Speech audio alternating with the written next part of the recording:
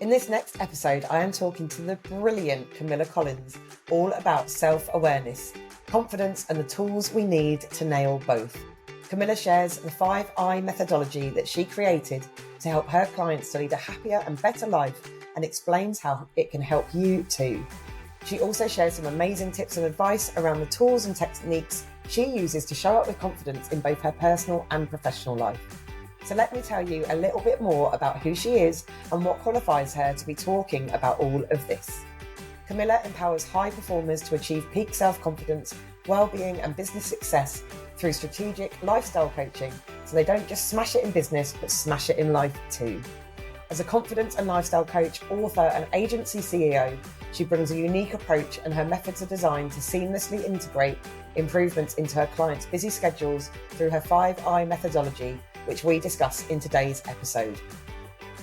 Camilla has been featured in publications such as Forbes, Metro and Health and Wellbeing magazine, and as well as working one-to-one with individuals, she also regularly provides talks and workshops for corporations such as the Royal College of Surgeons, the NHS and Uni Days.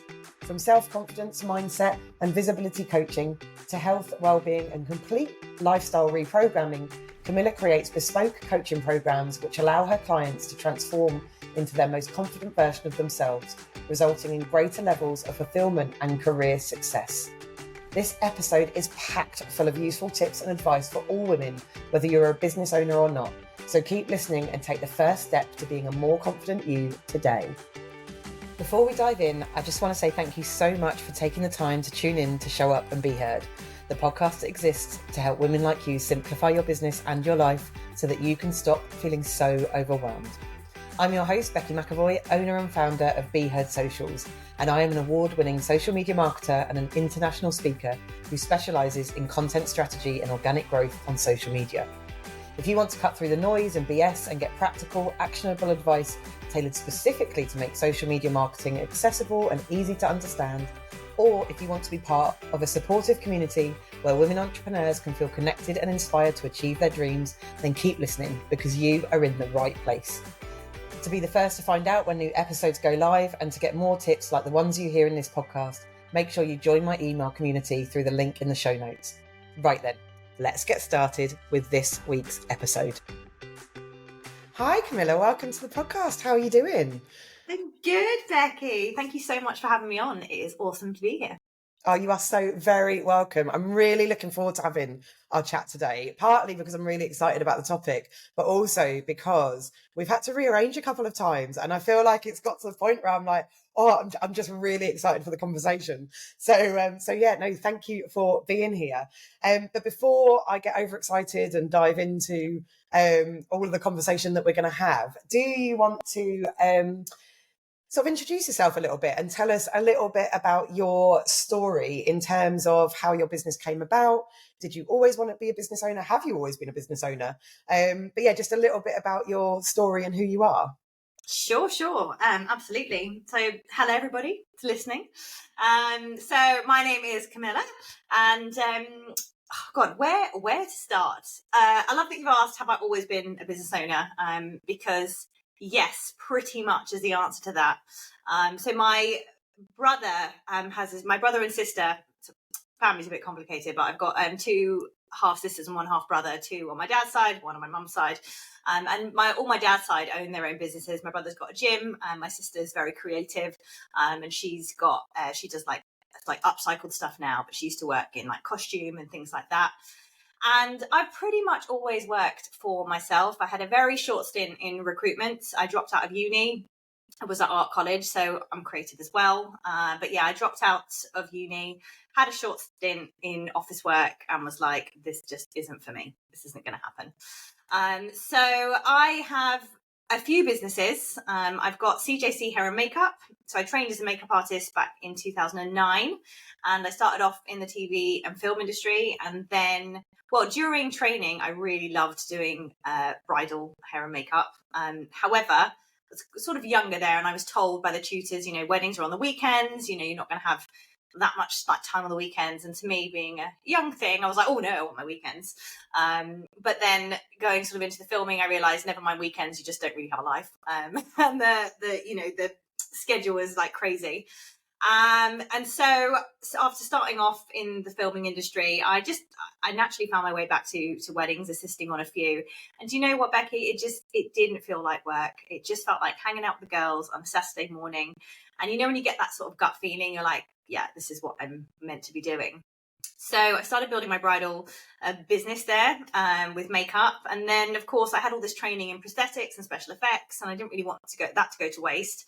And, it was fun creating, Halloween was super, super fun, and, doing other bits and bobs. So I created Makeup Artist London, which is now sort of gone into Glitter and Glow. But Makeup Artist London very much was bringing the stage effects of, the theatrical kind of hair and makeup to everyday people, really, for the general public to enjoy, whether it's marketing events.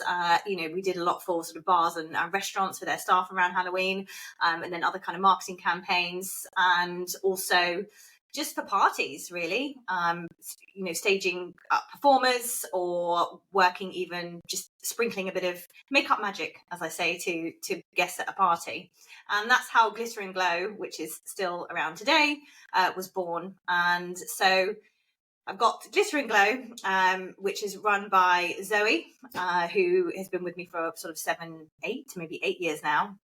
And I've got CJC Hair and Makeup, which I've now taken a sort of step out of. I have been sort of, moving out of it for the last couple of years. And I've got a team that does the work there. We're mainly focused on bridal, and we also do sort of headshots and corporate work as well. And that has then allowed me to move into, I guess, my next thing that I'm passionate about. And again, that feeling I mentioned before that I got when I started sort of coaching people. And so I'm a coach in confidence and lifestyle. I run workshops. I do speaking as well. And this, I guess, all kind of came about from my book in 2019 when that was released. Well, it was written in 2019 and released in 2020, right before we went into lockdown. And that's what I just absolutely love doing. And it's really kind of an extension of my makeup artistry work. Because I realized really early on in my career that actually the conversations that happen in the makeup chair were probably literally 95% of it, rather than the makeup being applied, in order for people to feel confident, to feel amazing, and to just, feel really, really good about themselves. So as much as it seems like we've gone from lifestyle coaching, makeup, to lifestyle coaching, it's actually very much integrated and a natural progression for me. Yeah, and I absolutely love that, because I was thinking, this is one of my favorite questions to ask, because people have always got such a wide and varied story, and it almost seems like they're all completely separate pieces and none of them make sense, but they all do jigsaw together, don't they? And I was thinking as you were talking, well, even doing a lot of what you used to do and still do to an extent with the makeup and the weddings, and it was always about making women feel good, wasn't it, and empowering women. And actually that theme stays, just because the practical side of what you do is very, very different. Actually, what drives you has stayed the same right throughout, hasn't it? And it's about empowering people and helping people feel more confident, which I really love. Absolutely. And you just said the key word there, which is theme. And I think, well, I know we all have these themes that run through our lives. And actually, you'll find that what you were passionate about as a child is still very much one of your passions today and doesn't go away. However, it just looks a bit differently, right? And the world is evolving and changing. And, I guess ways of working and jobs and things like that come out. So we just apply those things that we're passionate about in a different way in order to fit in with the world. And when it comes to business, is making some money, right? And offering a service to other people that they want and need and love. Yeah, 100%, like fitting in with the world, but also fitting in with what suits your life at the time. We all go through different stages of life, don't we? And I think that's the best thing for me about being a business owner, is that you can change it whenever you want. Like if for whatever reason, at one stage in your life, you might not want to work weekends, but at another stage, you might not be bothered about that at all. And yeah, you're right. Or what I was saying around the theme and the sort of drive. And it's even made me think, at the moment, I'm working on some new services, and there's a little bit in me going, this has literally got nothing to do with social media marketing. But actually, it's all about what really drives me is simplifying things and helping women feel less overwhelmed and be able to deal with things. And it's like, actually, it all ties in and it doesn't matter. Like, it is what drives you, isn't it? So I love that you've been able to take that and turn it into something completely different.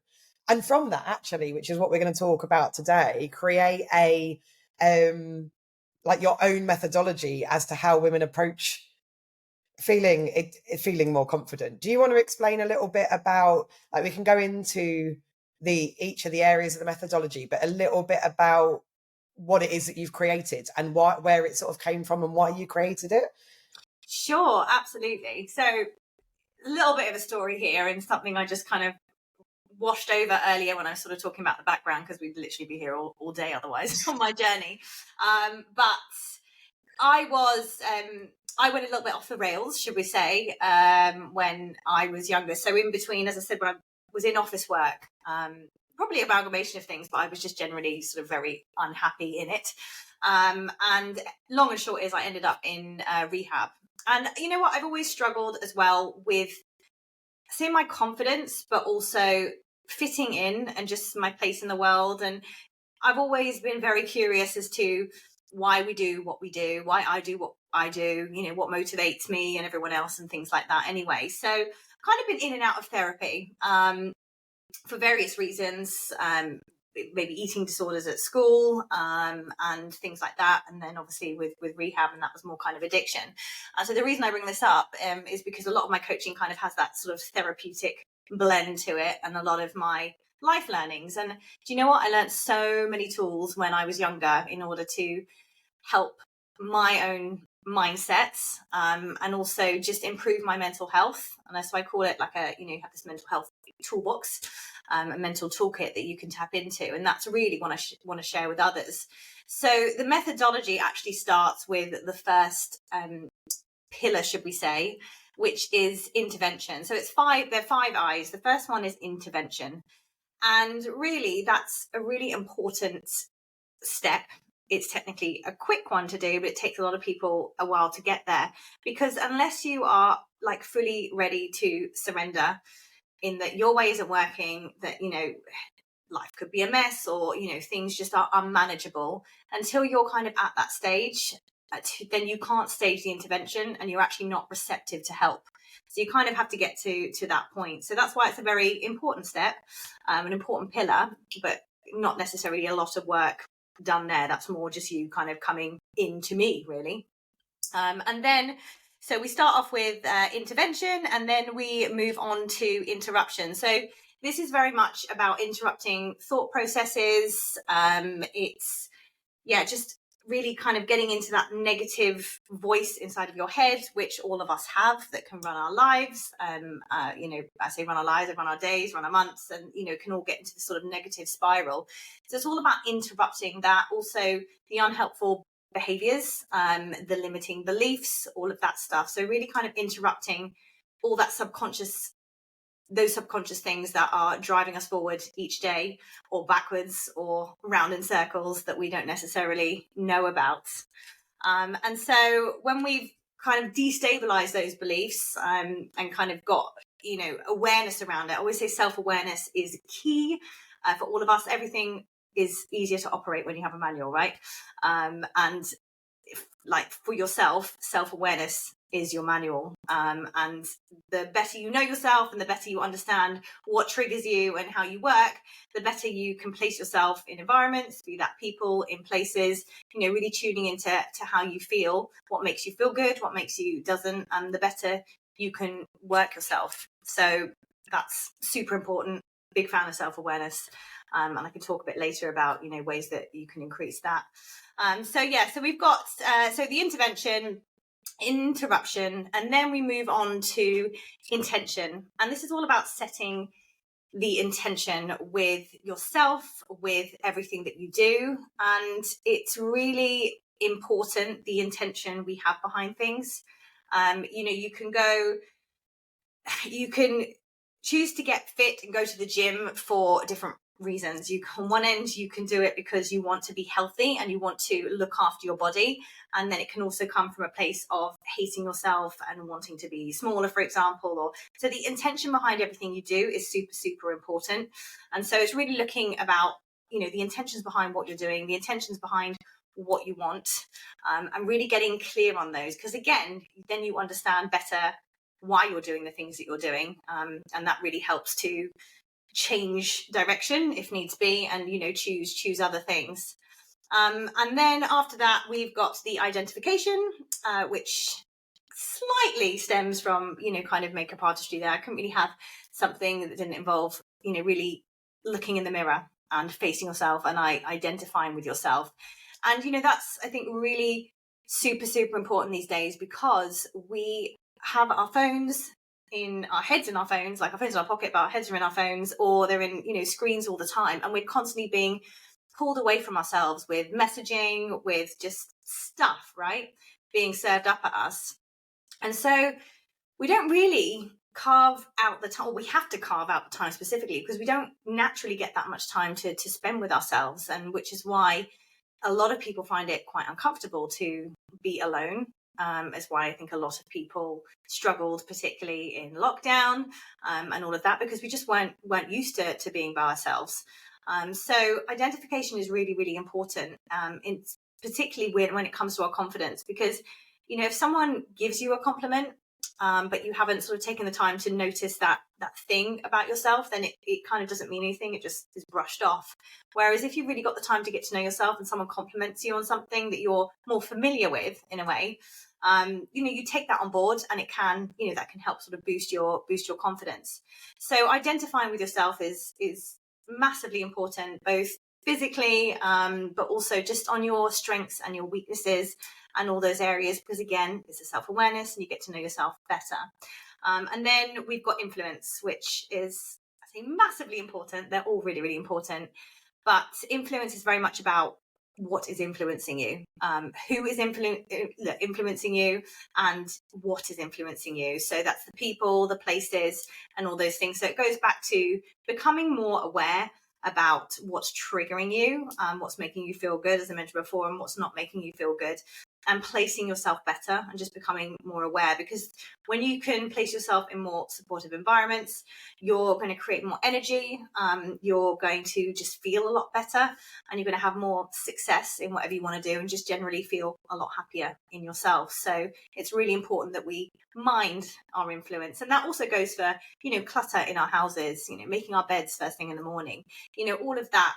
When it comes to confidence, it's, you're that's a life of a confident person, and everything's kind of in order, and you know where you're at, and you know what's what, and that makes you feel calm and makes you feel grounded, and obviously really helps with your self-confidence. Yeah, I love all of that, because I was thinking as you were talking, and without going into the details of it, because if people have been listening to this for a while, they might know, and also it's not about me right now, but like you were saying about your story of coming from quite a difficult place and actually taking yourself through that. But I've been over the last sort of 4 or 5 years on, well, probably about 5 years ago, I started quite a sort of painful journey of self-discovering, self-awareness, and it came from a place of having a breakdown, which like I said, I won't go into details right now. I am quite open about it, and people will have heard me speak about it before if they have followed me or listened for a while or whatever. But I loved what the reason I was saying that is I loved what you were saying around, I think often there can be conversations around self-awareness and confidence where it's like, it's just a thing you get to and you put up with less rubbish from people or whatever. But actually, to truly go on that journey, 99.9% of the time, it's got to be quite painful, because true self-awareness is really like the stages that you were saying about the sort of the interruption, especially in like the identification. You've got to look at yourself. It's not about anybody else at that point, is it? So I love that it was sort of like, actually, these are steps you need to go through. It's not suddenly that you become self-aware. It's that there's lots of questions to ask yourself along the way and lots of steps to go through along the way. And I guess, obviously you work with lots of people on this, but there's probably no specified timeline of how those 5 Is sort of take place, because it depends on, I don't know, is it like would you say that people, is it like a chronological thing you see people go through, or do they happen at different points? Do you know what? It's just ongoing, and it's a Yeah. practice, and it's a lifestyle. It's a way of life, and there are people out there that are super self-aware. Some might say overly self-aware. There's people out there that literally just cannot, bear to go there, and just, are busy. Those are the very, very busy people, distracting. And do you know what? We're all running away from something. I hold my hands up. There's new stuff coming up all the time. And that's what I mean. Like, it's a daily practice, because, more stuff comes up and you're like, oh crap, I thought I dealt with that. And you're like, oh shit, I didn't even realize like that was a thing. And then you start joining the dots. And it's amazing to do, but it can, obviously the first time you do this, which is why it's handy to work with a therapist or with a coach on it, because it can be extremely overwhelming in essentially opening up a can of worms, and then you just literally can't put the lid back on, and you don't know what to do with the information. Thankfully, we've got a lot of information online that people can help themselves with, but we've also got a lot of misinformation online, and it's very easy to go down rabbit holes with these things as well.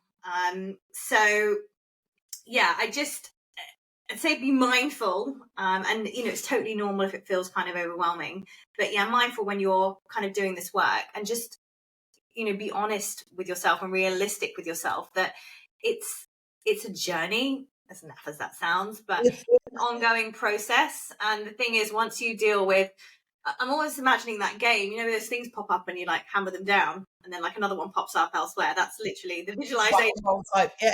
Yeah, I kind of know what that game is called. But yeah, that's just kind of how it is. And when you accept that stuff is going to crop up, then you can just deal with it rather than feeling inconvenienced or, getting in a state about it. And that's just how it is. That's just life. But it's totally worth doing that work. Oh, 100%. And I think that's probably the best lesson that I learned from it almost was, obviously I entered that in quite a dark place. So I was coming, like, it was painful anyway, because I wasn't in a particularly great place. And I had counselling and therapy at the time, and I worked with a life coach over sort of like a 2-3 year period. And I think you're right. That definitely really helped. Partly to be able to, I'm very lucky. I've got close family and friends that I can talk to about stuff, but having somebody that wasn't emotionally attached to me, being able to do that, but also just the headspace to be able to do it. And I think one of the biggest lessons I learned was what you were kind of saying, was really understanding my triggers, because those triggers, I don't think ever really go away, because they're kind of ingrained in who I am and the experiences I've had and whatever. But I find now, and actually very recently, and like I say, I'm sort of like 5 years on from doing a lot of that work. I've had something happen which has triggered all kinds of things in me. But what I've noticed is that it floored me for a bit, but I stayed there for less amount of time. So I picked myself up out of it quicker, because I had the tools, or I had the awareness, or I'd noticed the red flags and the triggers sooner than maybe I did 5 years ago. So I think I love what you were saying there about, it's not about living, like a stress-free life where you're just calm and zen and you're whatever. It's just about really knowing yourself, isn't it? And knowing then what to do and how to deal with things that do happen, because life will happen and bad things will happen and people won't be very nice, or, you'll have bad experiences.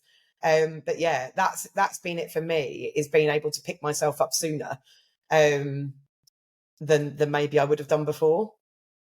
And that bit there is like amazing, and it just makes me want to also say that the more mess and crap and stuff that goes on in your life, the stronger you become, because the more you overcome it and the quicker you overcome it as well. And that is really what builds confidence, which is why staying in your comfort zone, not only do you not sort of get any further, you actually diminish your confidence the longer you stay there.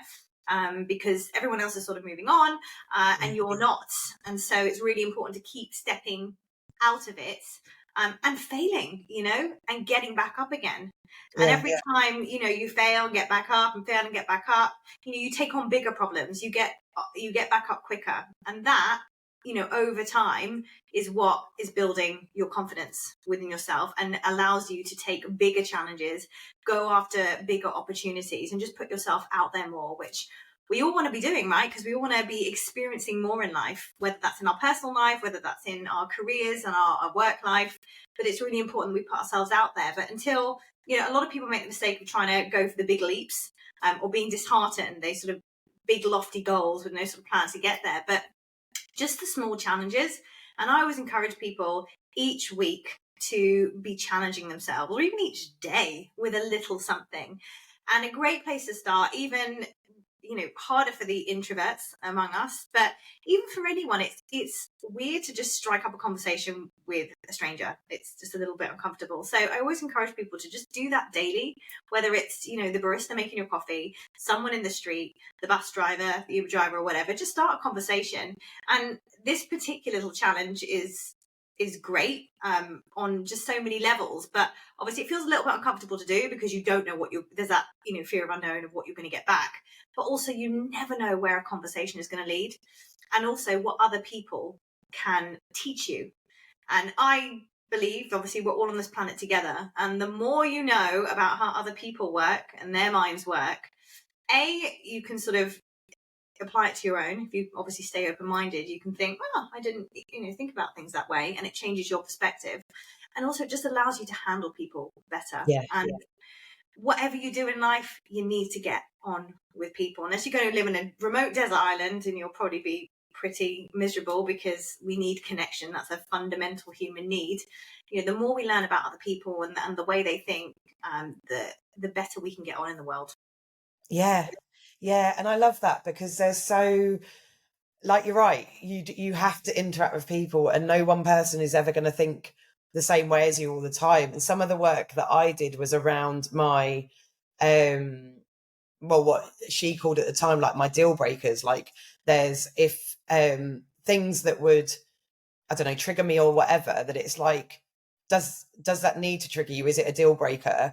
Or can you let that go because you just have different opinions? And with some of the stuff, it was understanding, I won't necessarily give the examples right now, but actually, if someone thinks or acts this way, I need them to not be in my life because it's too triggering or whatever. But actually, if someone thinks this way, it's like, okay, we can just have boundaries in place where it's like, right, well, we don't talk about that thing. Or, like you said, this is how we approach those conversations, or put these things into place. And I just think, like I said earlier, I think a lot of people think it's about other people, and actually the only person you really need, as this sounds very naff now, as it's like there's a lot of things like that, isn't there? But the only person you really need to know is yourself, because once you know that, and know your own flaws as well and your own weaknesses, because once you know that, you can put these things sort of into practice that help you with it. So I honestly, I find it all really fascinating. But also, having done it, it's just such an uncomfortable thing to do, isn't it? Because it's our natural human instinct to always think we're not the problem. Everybody else is the problem. The most empowering thing, I think, is, look, we do not have control over what other people do to us, the circumstances that happen within the world, whether it's politics, family, illness, God forbid, death, and all of that. We don't have control over that, but we always have control over how we respond to it, and that is always within our control. And do you know what? We all feel so much better knowing we have, like, what we have control over, and just focusing on what we have control over. It's when we focus on the things that we don't have control over, everything feels messy and it feel good. So if we just bring our focus back to the things that we do have control over, i.e. our responses, then life gets easier, and we feel much calmer and much better and less scared as well, secure. And so again, back to the self-awareness piece, and you mentioned sort of triggers. Knowing what triggers us and practicing a better response. We're not going to get it right all the time, every single time. And Becky, you and I were just having a conversation about hormones and time in the month before we came on. And sometimes you can have all the best, like, boundaries and trigger responses in place, but someone catches you at the wrong time, yeah, just like it could be an explosion. And so you have to take that into consideration as well, not beat yourself up about it and be like, oh, I Yeah. shouldn't have reacted that way. Draw a line under it. What's the lesson there? And again, that maybe that's something out of your control, because when hormones are raging, Yeah. they're raging. Yeah. And it's, you know what, because we were talking about this just before we started recording, it was really funny because one thing I didn't say is my husband said to me on Saturday when I was very upset about something that had happened, and he was like, well, what is it? And I was like, I don't know. I don't know whether it's because of the time of the month. I don't know if I'm perimenopausal. I don't know actually if I'm completely legitimate in how I feel. I don't know. And so basically I turned around to him, I was like, all I know is that being a woman is rubbish and you don't know how good you've got it. Like, you're right. Like, and actually, it's just about sometimes what I've had to tell myself is I don't have to know any of that. Sometimes I just have to stop and breathe. And like you said, control how I react to something. So actually, don't respond to a message until the following day, or whatever it might be. But you're 100% right. It's so powerful that it's like it's a circle of control, isn't it? And how you respond to those things. And it's been game changer for me, and I don't always get it right, but game changer for me to go, right, if this is out of my control, then I need to step away from it, because so I just think that's absolutely brilliant. And that's a great thing, just walking away. It's so easy, particularly when people want to push your buttons because they want to get a response out of you. Practicing walking away from things, and you feel so much better. It's hard in the moment, but you feel so much better for doing so. And again, you're not always going to get it right, and you're always going to do it, but there's no point in getting into that with someone, because remember how you feel, and you get up in your head and all worked up about stuff. Other people are walking around with the same thing, and you don't know what's going on in anyone else's lives, like, either. So, and you're never going to know. You could make up a story to make yourself feel better, potentially, but who knows? And who cares? Because as you said, you just want to be focusing on you, because everybody else is focusing on themselves. And we think that, if you sometimes, like, I don't know, get a spot and you're like, oh my God, everyone can see my spot. So you go out the house and you're literally just so self-conscious, and it's no one notices these things. And slip ups and things that we think we do, and everybody's like watching us. And again, I don't think it helps with us feeling so visible with social media and online all the time. So again, it's like we can almost feel we're being watched in our own homes, so that can be anxiety inducing. So bringing in boundaries there with screen time, and also just being aware of that, even journaling about it, just putting some boundaries to spend less time, can really help keep us calm. Because when we're calm, we can think straight, and when we're not, we can't think straight, because we're in this like fight or flight response.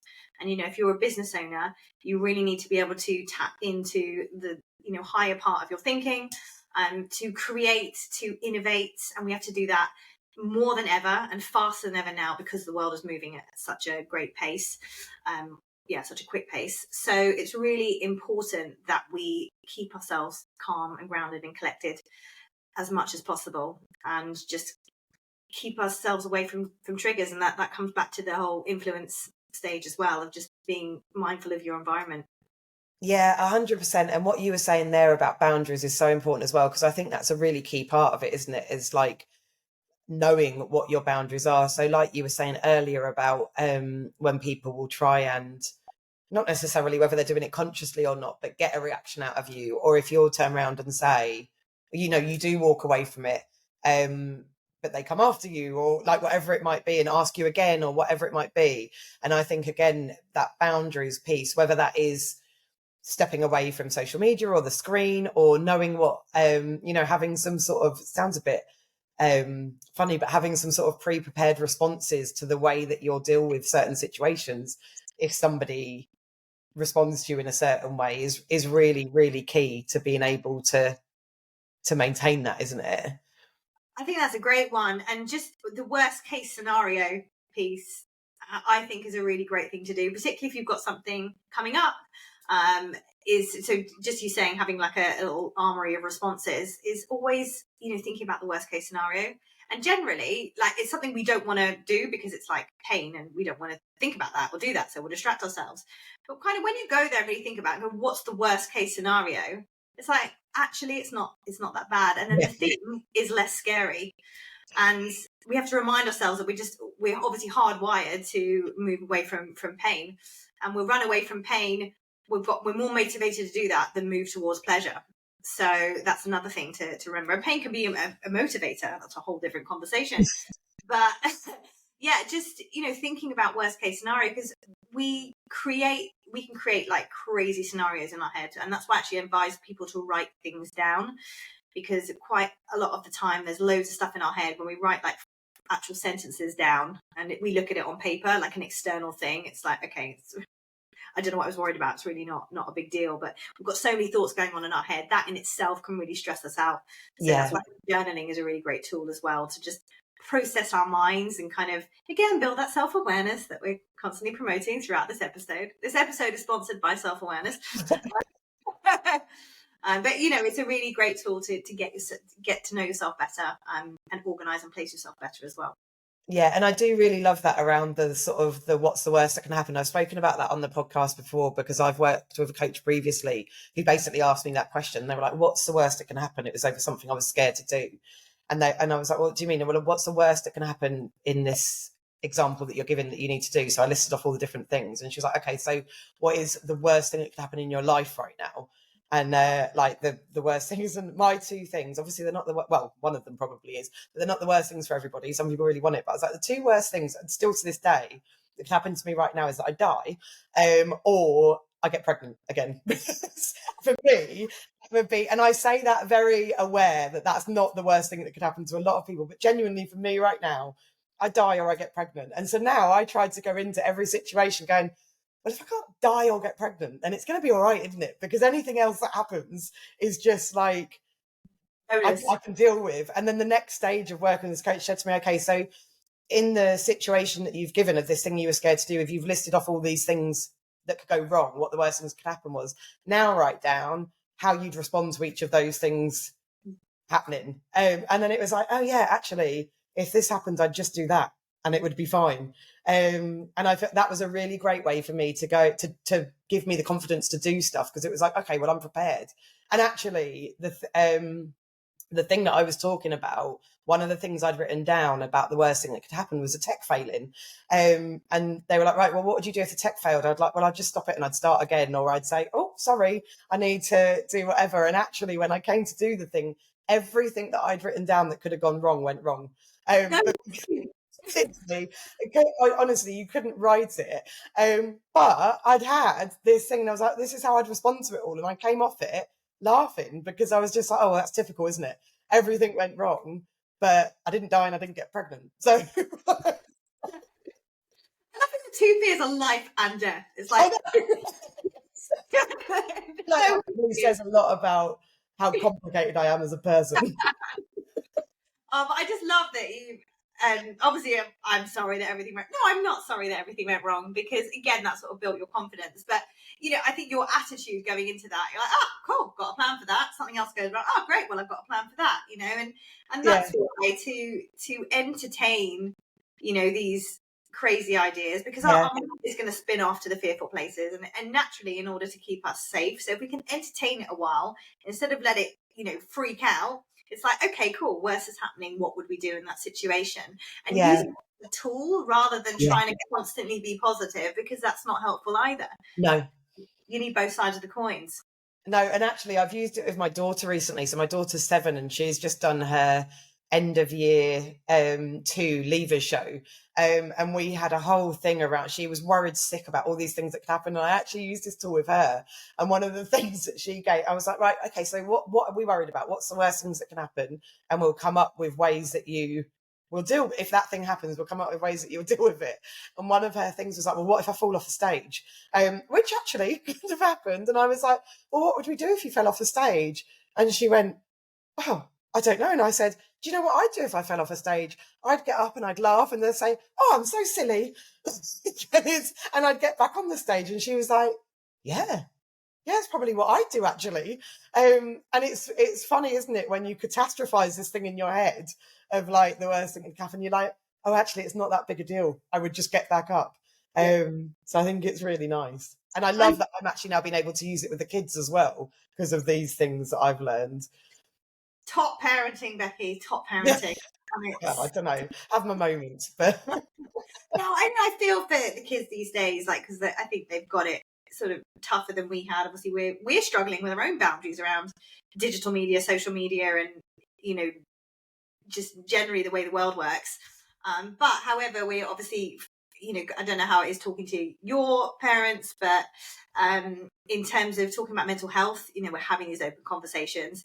Therapy is like every day for most people. Coaching is far more kind of acceptable, and we're all helping each other in that respect. So that's a really really positive thing and really great thing. Yeah. So would I guess, and I don't know if you find this, like we've both been talking about sort of finding these tools and building this toolkit from a low place and from something bad that's happened. Is that most of the people that come to you, or would you say, because what I really wish, and that's kind of what I'm trying to do with the kids now actually, is to somebody like to not get to that place before you try and find these tools. Do you get many people coming to you that are just wanting to be more self-aware, like without having not a reason for it, but does it make sense what I'm asking? Yeah. I mean, quite often, particularly around coaching and other services, you know what people need, but it's not necessarily they know they need it, or it's not necessarily what they want to buy either. Yeah. So this saying where you sell someone the painkiller, but you give them the vitamin, and what they need, and quite often, do you know what the last client that I worked with, bless him, he. And this has happened actually with a few people. They've sort of come to me and said, I don't know what I need help with, but I feel you're the person that can help me with it. And I think, because I share my highs and lows and past struggles and things on social media, people resonate with my story, and elements of that. And yeah, it's not necessarily that people are at sort of rock bottom, but they're kind of at that point where they want more for themselves and they know they are capable of more and better or different even, and we're allowed to change our minds as well. Yeah. So it just can vary with people that I work with, but I think you just naturally build more self-awareness. When I have coaching calls with people, when I do my talks, when I do my workshops, it's all the questions that get asked that make people kind of think about things they don't normally think, and also providing a safe space for them to go there, because you can have a look online and find some great questions to ask yourself and to journal about, but actually on your own it can be quite scary to go there on your own. So having someone sort of facilitate that for you and with you and sort of hold your hand, as it were, a bit like you were mentioning about your coach. Like, you probably wouldn't have sat there and thought about the worst case scenarios had you not been prompted and someone been supervising, as it were, and helping you through that, and then it's not so bad, right?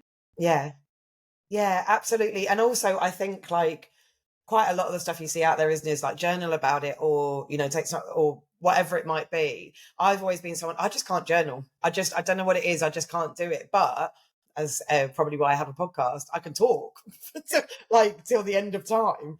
Having someone. Oh, sorry, I say you do solo episodes as well, so that kind of is like your journaling and sort of processing things going on.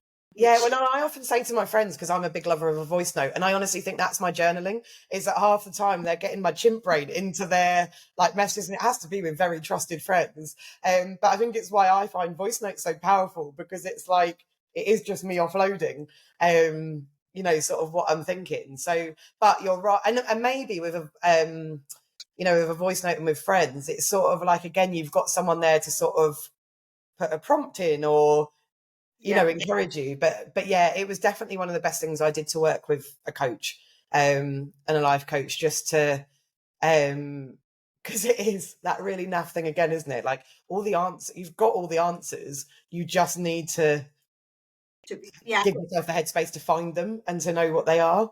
Well, the accountability to find them as well.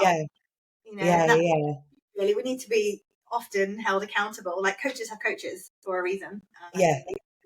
Also, I did a bit of physique coaching for a while, off the back of, I used to compete sort of bodybuilding, and even though I can write my own plans and do my own, I know what I need to eat, and I want to outsource that and be told what to do, and be held accountable to the Friday morning check-ins or whatever, and photos. Even though I know what I'm doing, it's more the accountability that I need. And that's same with business coaches, and I'm sure business coaches have business coaches, and so it's that other people can see your blind spots.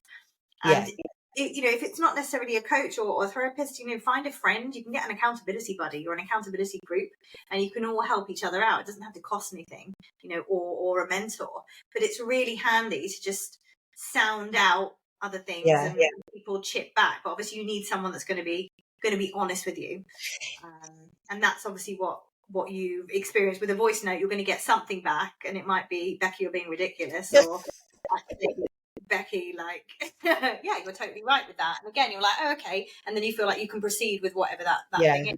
Sometimes you just need a rant, and a bit how I said to you today before we jumped on. I said, oh, I feel so much better. You just talking about your crazy, like, hormone moments. I'm like, oh, I feel a bit normal, because sometimes we just don't.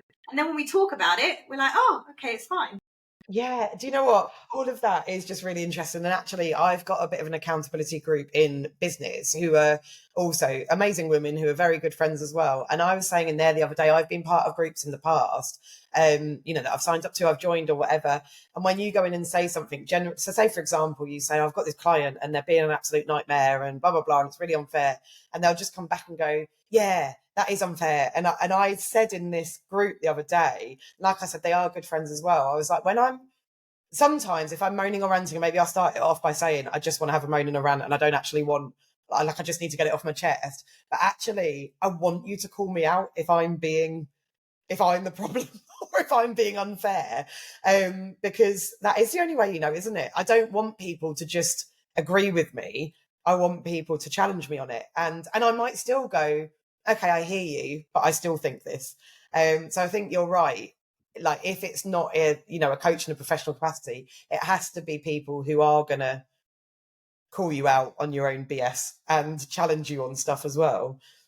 And those people are not easy to find. And going back to what you were saying earlier about having someone impartial outside, for you to talk through stuff. Obviously, our friends and family have our best interests at heart, but often they don't. We're all wired differently. Yeah. And, often they don't understand, and they want the best for us, but quite often they're projecting their own fears onto us, which we then take as, them putting us down, when it's not. They're just fearful for us, and they're trying to protect us, so they're trying to hold us back.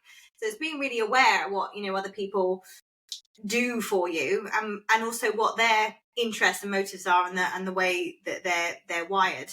But finding those people, because a lot of people there are a lot of people that just want to be agreeable, or again, people want to be liked. Don't forget, as much as we want to be liked, so people don't want to rub you up the wrong way, or they just want to agree with you. So there's to really be mindful of that, and finding those people that are in support of you, but are going to give you really honest feedback and challenge you, as you say, can be like gold dust. So when you find them, hold on to them and do the same back, for them. And again, it's your communication back to other people. If you're not being honest with others, and you're not challenging others and being, proactive and sort of, respectful with your, what you're saying back to them, then you're not going to get that back. So again, what we put out there, we get back.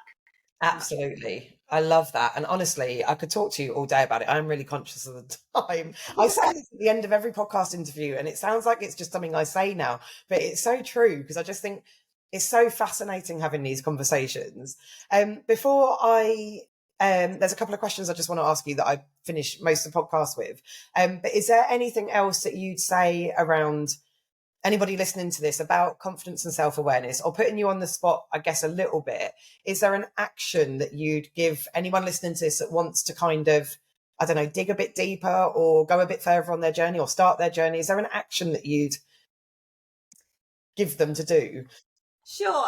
I think I'd probably like to circle back to what you just said, because, it's easy for me to go journaling, that's really great, or even talking, but that can be hard for people. And as you said, you just can't journal. And so it's really important to find what's right for you. And for me, I'm consistent with journaling for a while, and then I'm not. And I also find, particularly, I change within the seasons. So when it's dark outside, I don't want to be running or going outside for a walk. It's like miserable. So I'll happily cozy up in bed and sort of journal my thoughts. In the summer, like, I wake up raring to go, and my mind cannot be still enough to sit there with a book and write. I just want to quickly get to the end of the page and get out. So I'm not doing it properly. So I find going for a run or even for a walk, that, pacing through, I can sort of process thoughts. But I think the act of writing, moving, the act of actually physically moving your body really, helps process things.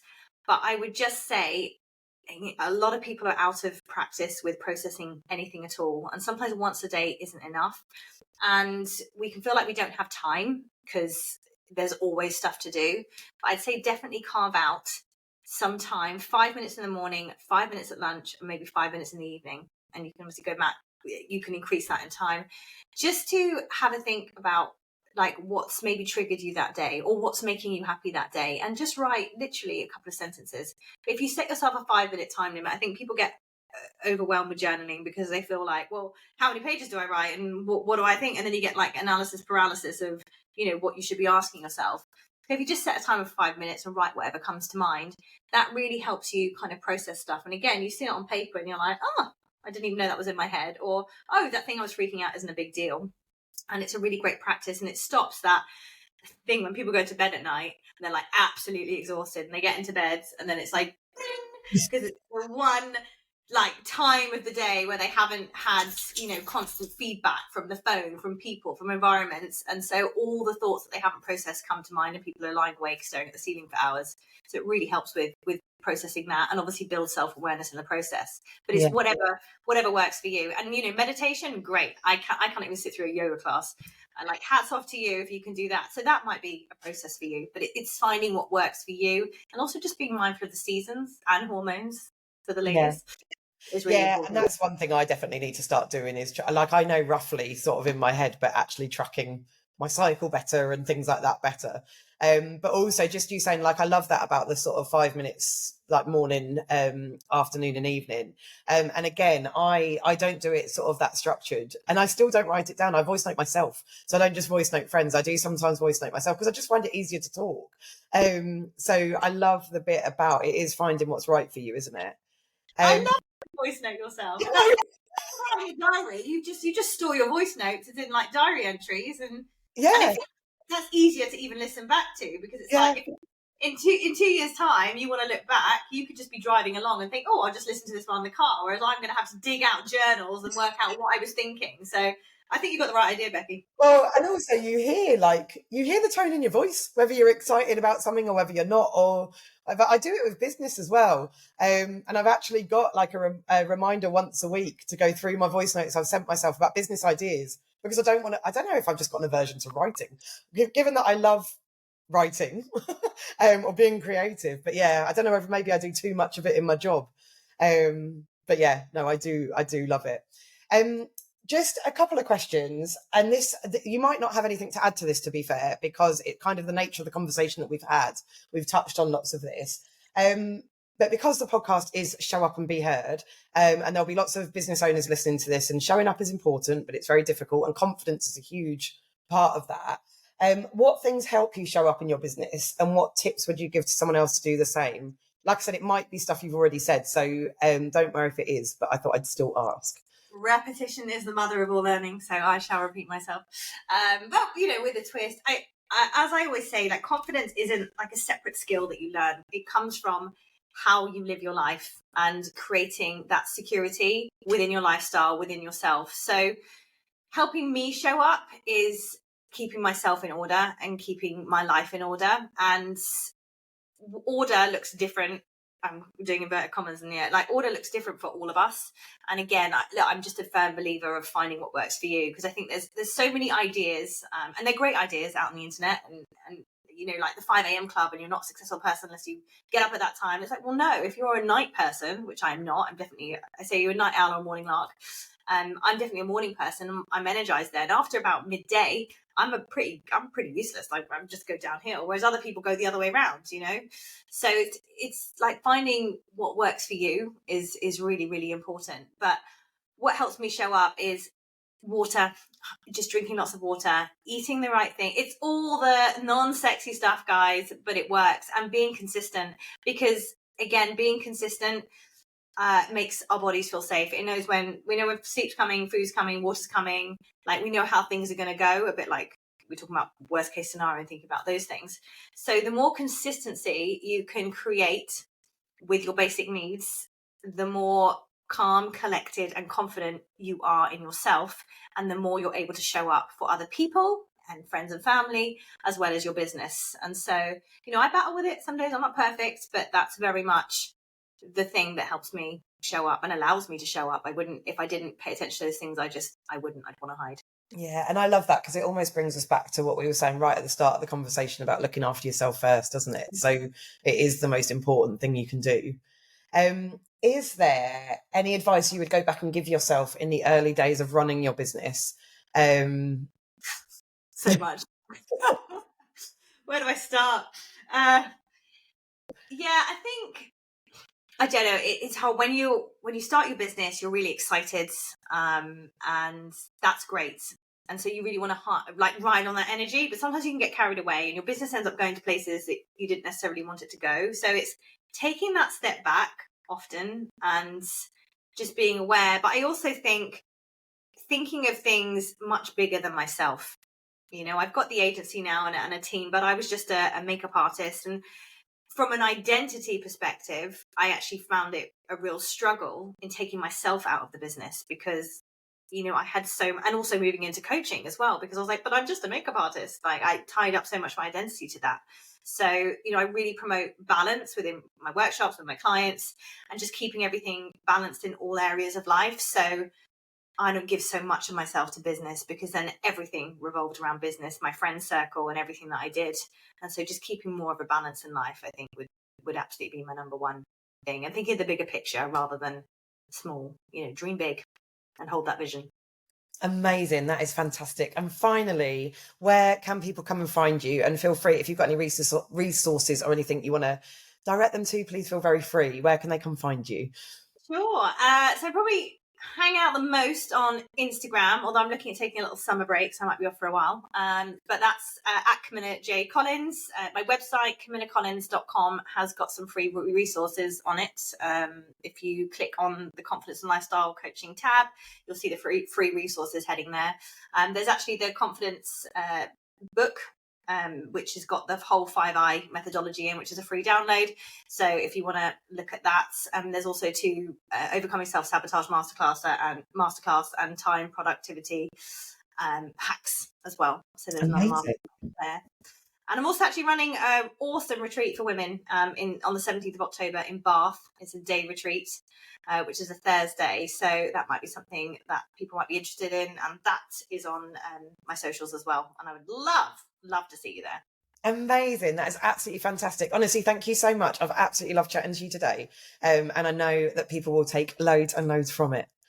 Oh, I love chatting with you. Thank you so much for having me. It's obviously been amazing and really lovely chatting to you, Becky, and all you guys listening out there. Thank you. Thank you so much for listening to Show Up and Be Heard. But please don't go without telling me your name. I genuinely love meeting new people and making new connections. So if you don't already, I'd love it if you'd come find me on Instagram, LinkedIn or Facebook and drop me a message to say hello and let me know what you thought of the episode. The link to all my socials are in the show notes. And of course, if you enjoyed this episode or found it useful, then I'd really appreciate it if you could take just a few minutes to give it a review on whatever platform you are listening on, because every one I get really does make me do a little squill and a big happy dance. Finally, more than anything else, please always remember, realizing that you're not actually meant to do this stuff alone is the first step to making it easier. So I'll see you next time.